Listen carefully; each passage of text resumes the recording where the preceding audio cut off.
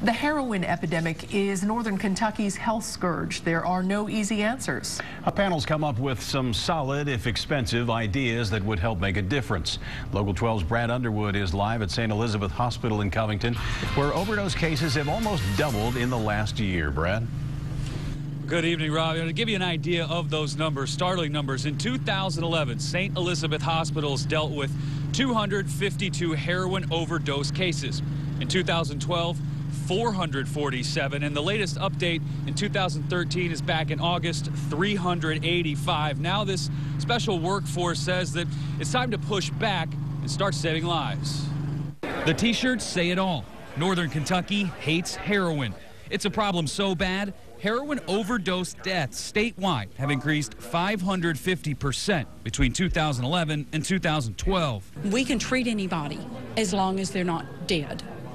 This is a treatable disease. The Northern Kentucky Heroin Impact and Response Workforce spent the last year coming up with a plan to do just that: prevent, treat, and aid in recovery. We have the answers. It now just takes the work to implement the answers. The bulk of the plan calls for more physicians trained in treating addiction, as well as more treatment centers and places for addicts to go after treatment so they can safely recover.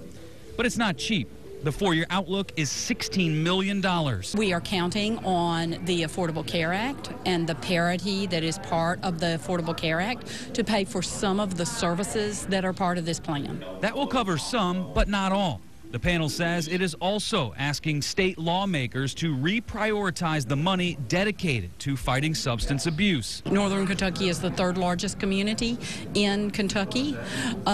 We certainly do not get the percentage of funds that other communities get. Grants and corporate donations are also being sought to fund the plan. But the reality is the money that's currently available would only help them reach maybe a quarter of their goal. Now, on the donation side, Interact for Health says from now until the end of the year, it will be matching individual donations 2-to-1 and corporate donations 1-to-1. Reporting live in Covington at St. Elizabeth Hospital, Brad Underwood, Local 12 News. Brad, it's interesting because that complaint about Northern Kentucky being the third largest area with the volume of people doesn't get the money from Frankfort it should. That's the complaint we've been having around here for quite some time. They're going to have to go to Frankfort to make that case, I bet.